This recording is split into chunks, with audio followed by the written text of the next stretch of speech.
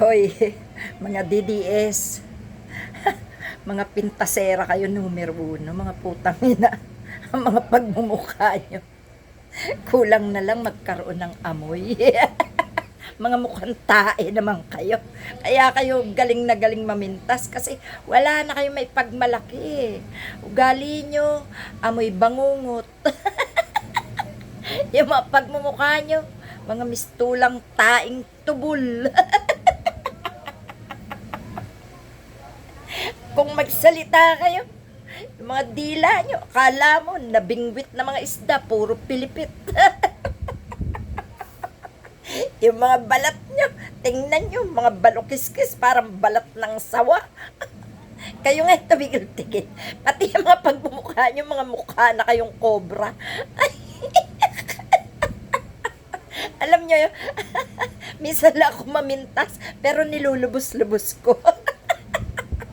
Mga mukhang elepante, mga tabingi ng mata.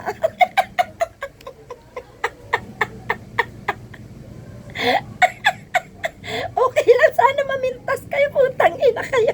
Eh, kung maganda mga pag-uugali nyo no? Kung kayo man lang sana ay nagtatanggol kahit para sa bayan, abay gaganda mga itsura nyo kahit ubod kayo ng papangit. Kung pintasan nyo nga si Aling Marie, grabe Pero hindi ako napipikon kasi mas maganda talaga ako sa inyo.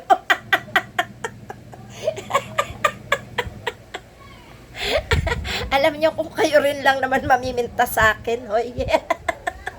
Ako dami ko maibabato sa inyo Mga alagad kayo ni Satanas.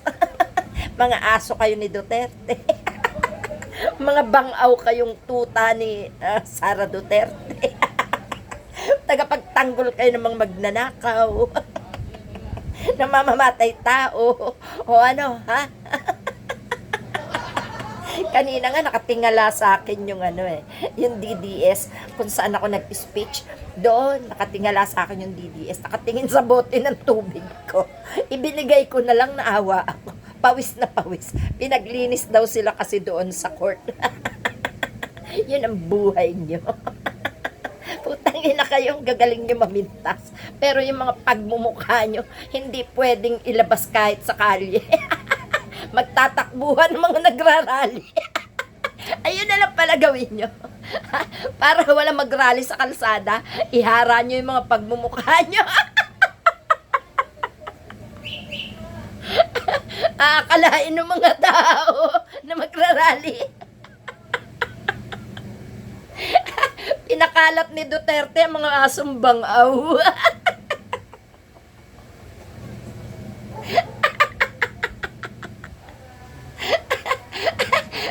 Wala lalabas ng bahay na matitino.